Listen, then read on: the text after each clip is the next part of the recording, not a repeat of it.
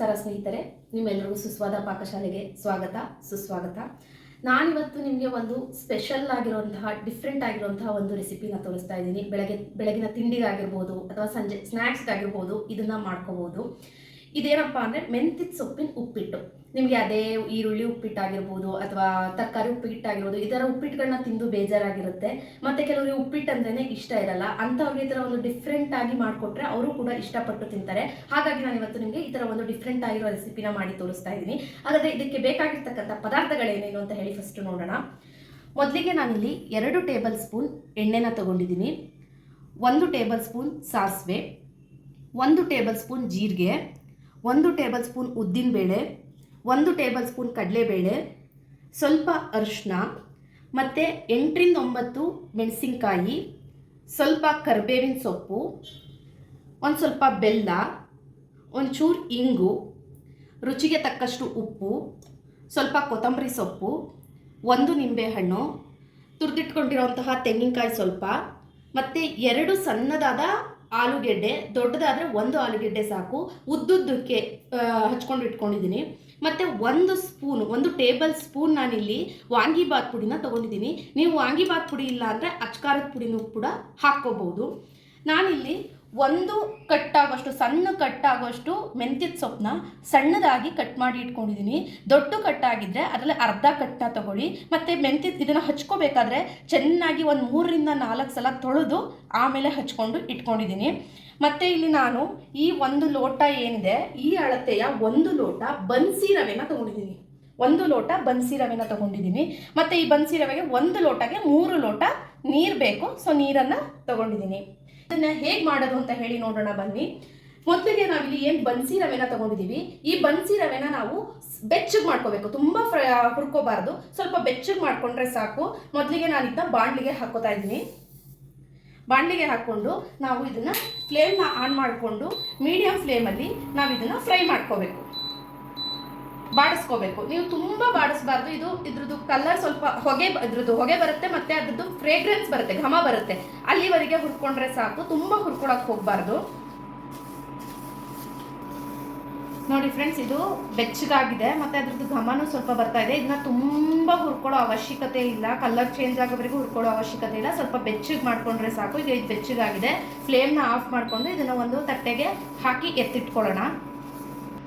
ರವೆನ ಹುರ್ಕೊಂಡಾದ್ಮೇಲೆ ಈಗ ಒಗ್ಗರಣೆನ ಹಾಕೋಬೇಕು. ಒಗ್ಗರಣೆ ಹಾಕೊಳ್ಳೋಕ್ಕೆ ಮೊದಲಿಗೆ ಎಣ್ಣೆನ ಒಂದು ಬಾಣಲಿಗೆ ಕಾಯಕ್ಕಿಡೋಣ. 2ರಿಂದ 3 ಟೇಬಲ್ ಸ್ಪೂನ್ ಎಣ್ಣೆನ ಹಾಕ್ಕೋಬೇಕು. ಎಣ್ಣೆ ಚೆನ್ನಾಗಿ ಕಾಯಬೇಕು. ಈಗ ಎಣ್ಣೆ ಕಾದಿದೆ. ಕಾದಿರೋ ಎಣ್ಣೆಗೆ 1 ಟೇಬಲ್ ಸ್ಪೂನ್ ಸಾಸಿವೆನ ಹಾಕ್ಕೋಬೇಕು. ನೋಡಿ, ಸಾಸಿವೆ ಥರ ಸಿಡಿದ ಮೇಲೆ ಅದಕ್ಕೇನೆ 1 ಟೇಬಲ್ ಸ್ಪೂನ್ ಜೀರಿಗೆ, 1 ಟೇಬಲ್ ಸ್ಪೂನ್ ಉದ್ದಿನಬೇಳೆ, 1 ಟೇಬಲ್ ಸ್ಪೂನ್ ಕಡಲೆಬೇಳೆ, ಇದಿಷ್ಟು ಹಾಕಿದ್ಮೇಲೆ ಒಂಚೂರು ಇಂಗು, ಇಷ್ಟನ್ನು ಹಾಕ್ಬಿಟ್ಟು ಬಾಡಿಸ್ಕೋಬೇಕು. ಆ ಕಡಲೆಬೇಳೆ ಉದ್ದಿನಬೇಳೆ ಫ್ರೈ ಆಗೋವರೆಗೂ ನಾವು ಹೀಗೆ ಬಾಡಿಸ್ಕೋಬೇಕು. ಈ ಉದ್ದಿನಬೇಳೆ ಕಡಲೆಬೇಳೆ ಸ್ವಲ್ಪ ಬೆಂದ ಮೇಲೆ ಇದಕ್ಕೇನೆ ನಾವು ಸ್ವಲ್ಪ ಅರಿಶಿನ ಹಾಕ್ಕೋಬೇಕು.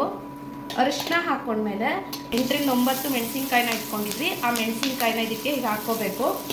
ಅದಾದಮೇಲೆ ಸ್ವಲ್ಪ ಕರಿಬೇವಿನ ಸೊಪ್ಪು, ಇದಿಷ್ಟನ್ನು ಹಾಕಿ ಚೆನ್ನಾಗಿ ಫ್ರೈ ಮಾಡ್ಕೋಬೇಕು. ಈ ರೀತಿ ಮೆಣಸಿನ್ಕಾಯಿ ಎಲ್ಲ ನೀಟಾಗಿ ಫ್ರೈ ಆದಮೇಲೆ ಇದಕ್ಕೇನೆ ನಾವು ಏನು ಹಚ್ಚಿಟ್ಕೊಂಡಿದ್ದೀವಿ ಆ ಮೆಂತ್ಯದ ಸೊಪ್ಪನ್ನ ಹಾಕ್ಕೋಬೇಕು.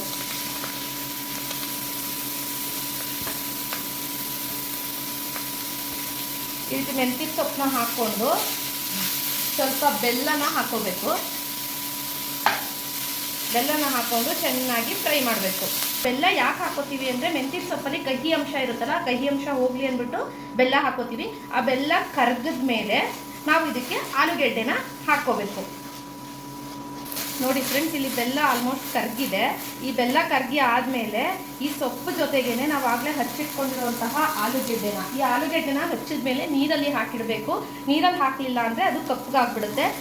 ನೀರಲ್ಲಿ ಹಾಕಿಟ್ಟಿರುವಂತಹ ಆಲೂಗೆಡ್ಡೆನ ಇದರೊಳಕ್ಕೆ ಹೀಗೆ ಹಾಕ್ಕೋಬೇಕು. ಹಾಕ್ಕೊಂಡು ಒಂದ್ಸಲ ಹೀಗೆ ಕೂಡಿಸ್ಕೊಂಡು ಚೆನ್ನಾಗಿ ಏನು ಆಲೂಗೆಡ್ಡೆ ಸೊಪ್ಪಿದೆ ಅದೆರಡು ಚೆನ್ನಾಗಿ ಬೇಯಕ್ಕೋಸ್ಕರ ಒಂದು ಚೂರು ಇದಕ್ಕೆ ನಾನು ಉಪ್ಪನ್ನ ಹಾಕೋತೀನಿ.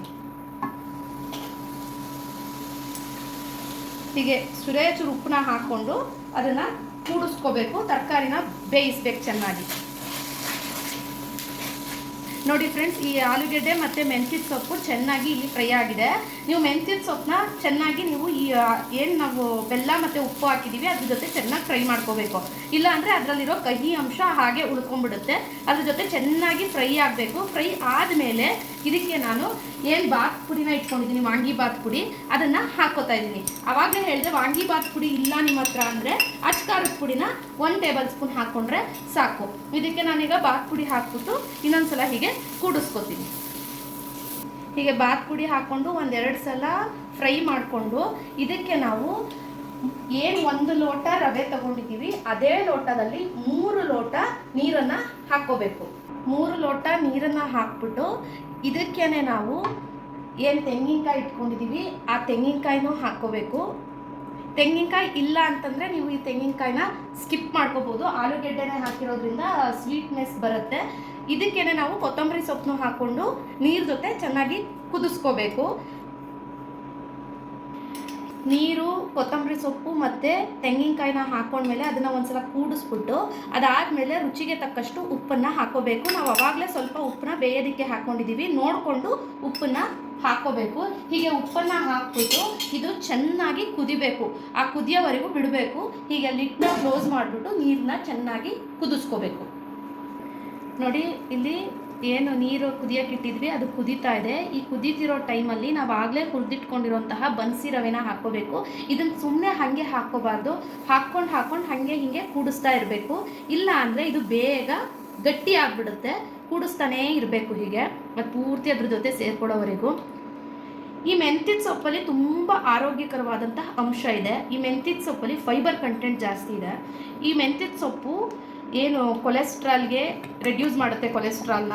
ಮತ್ತು ನಿಮ್ಮದು ಏನು ಹಾರ್ಟ್ ಪ್ರಾಬ್ಲಮ್ ಇರೋರಿಗೆ ತುಂಬ ಒಳ್ಳೆಯದು, ಮತ್ತು ಡಯಾಬಿಟಿಕ್ ಪೇಷಂಟ್ಸ್ಗೆ ತುಂಬ ಒಳ್ಳೆಯದು. ಮತ್ತು ಇದರಲ್ಲಿ ಡೈಜೆಷನ್ ತುಂಬ ಚೆನ್ನಾಗಿ ಆಗುತ್ತೆ. ಮತ್ತು ಇದು ತುಂಬ ತಂಪು. ಇದನ್ನು ತಿನ್ನೋದ್ರಿಂದ ಹೀಟ್ ಅಂಶ ಕಮ್ಮಿ ಆಗುತ್ತೆ. ಈ ರೀತಿ ಚೆನ್ನಾಗಿ ಕೂಡಿಸ್ಕೊಂಡು ಲಿಡ್ನ ಮುಚ್ಚಿ ಏನು ನಾವು ರವೆ ಹಾಕಿದ್ದೀವಿ ಅದು ಬೇಯಬೇಕು. ಅಲ್ಲಿವರೆಗೂ ಬಿಡಬೇಕು. ನೋಡಿ, ಇಲ್ಲಿ ರವೆ ನಾವೇನು ಹಾಕಿದ್ವಿ ಅದು ಚೆನ್ನಾಗಿ ಬೆಂದಿದೆ. ತುಂಬ ನೀರು ಆಗಿಲ್ಲ, ಪೇಸ್ಟು ಆಗಿಲ್ಲ, ಆ ರೀತಿ ಆಗಿದೆ. ಮತ್ತು ಏನಂದರೆ ಇದನ್ನು ನೀವು ಮುಚ್ಚಳ ಮುಚ್ಚಿ ಇಟ್ಟಾಗ ಅವಾಗವಾಗ ಅದನ್ನ ತೆಗೆದು ಕೂಡಿಸ್ಕೋಬೇಕು. ಇಲ್ಲಾಂದರೆ ತಳ ಹತ್ತುತ್ತೆ.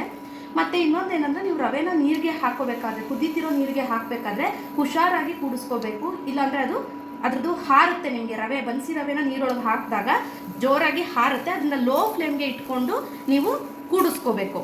ಈಗ ಇದು ಆಗಿದೆ. ಇದಕ್ಕೆ ನಾನು ಒಂದು ನಿಂಬೆಹಣ್ಣ ಹಿಂಡ್ಕೋತಾ ಇದ್ದೀನಿ. ಹೀಗೆ ನಿಂಬೆಹಣ್ಣ ಹಿಂಡ್ಕೊಂಡು ಸ್ಟವ್ನ ಆಫ್ ಮಾಡಿ ಕೂಡಿಸ್ಕೊಂಡು ಸರ್ವಿಂಗ್ ಬೌಲ್ಗೆ ಹಾಕ್ಕೋಬೇಕು. ನೋಡಿ ಸ್ನೇಹಿತರೆ, ನಿಂಬೆಹಣ್ಣು ಹಾಕ್ಕೊಂಡು ಕೂಡಿಸ್ಕೊಂಡು ಸರ್ವಿಂಗ್ ಬೌಲ್ಗೆ ಹಾಕ್ಕೊಂಡು ಇಟ್ಕೊಂಡಿದ್ದೀನಿ. ರುಚಿಯಾದಂತಹ ಮೆಂತ್ಯದ ಸೊಪ್ಪಿನ ಉಪ್ಪಿಟ್ಟು. ನೀವು ಇದನ್ನ ಮೆಂತ್ಯದ ಸೊಪ್ಪಿನ ಖಾರ ಬಾತು ಅಂತಲೂ ಕರ್ಕೋಬೋದು. ಇದ್ರ ಮೇಲೆ ನಾನು ತುಪ್ಪನ ಹಾಕಿದ್ದೀನಿ, ಉಪ್ಪಿನಕಾಯಿನ ಇಟ್ಕೊಂಡಿದ್ದೀನಿ ಪಕ್ಕದಲ್ಲಿ. ತುಪ್ಪನ ಕಲಸ್ಕೊಂಡು ಉಪ್ಪಿಟ್ಟು ಜೊತೆಲೆ ಉಪ್ಪಿನಕಾಯಿನ ನೆಂಚ್ಕೊಂಡು ತಿಂತಾಯಿದ್ರೆ ಅದ್ರ ಟೇಸ್ಟ್ ಸಖತ್ತಾಗಿರುತ್ತೆ. ಒಂಥರ ಡಿಫ್ರೆಂಟ್ ಟೇಸ್ಟ್ನ ಕೊಡುತ್ತೆ. ಈ ಸೊಪ್ಪು ಕೂಡ ಆರೋಗ್ಯಕ್ಕೆ ತುಂಬ ಒಳ್ಳೆಯದು. ಈ ಥರ ಒಂದು ಡಿಫ್ರೆಂಟ್ ಆಗಿರೋ ರೆಸಿಪಿನ ಮಾಡಿಕೊಡಿ. ಉಪ್ಪಿಟ್ಟು ಇಷ್ಟ ಇಲ್ಲದೆ ಇರೋ ಮಕ್ಕಳಾಗಿರ್ಬೋದು, ದೊಡ್ಡವರಾಗಿರ್ಬೋದು, ಎಲ್ಲರೂ ಇಷ್ಟಪಟ್ಟು ತಿಂತಾರೆ. ಒಂಥರ ಡಿಫ್ರೆಂಟ್ ಆಗಿರುತ್ತೆ. ನೀವು ಮನೇಲಿ ಈ ಥರ ಟ್ರೈ ಮಾಡಿ ಹೇಗಿತ್ತು ಅಂತ ಹೇಳಿ ನನಗೆ ತಿಳಿಸಿ. ಹಾಗೆ ನಮ್ಮ ಚಾನಲ್ನ ಸಬ್ಸ್ಕ್ರೈಬ್ ಮಾಡೋದನ್ನ ಮಾತ್ರ ಮರಿಬೇಡಿ. ಈ ಥರ ಯುನಿಕ್ ಆಗಿರುವಂತಹ ರೆಸಿಪೀಸ್ನ ನೀವು ನೋಡಬೇಕು, ನಿಮಗೆ ನೋಟಿಫಿಕೇಷನ್ ಬರಬೇಕು ಅಂದರೆ ನಮ್ಮ ಚಾನಲ್ನಲ್ಲಿರೋ ಬೆಲ್ ಐಕಾನ್ನ ಕ್ಲಿಕ್ ಮಾಡಿ, ನೋಟಿಫಿಕೇಷನ್ ಬರುತ್ತೆ. ನೀವು ಕೂಡ ಮನೇಲಿ ಟ್ರೈ ಮಾಡಿ ಹೇಗಿತ್ತು ಅಂತ ಹೇಳಿ ತಿಳಿಸಿ. ಧನ್ಯವಾದಗಳು.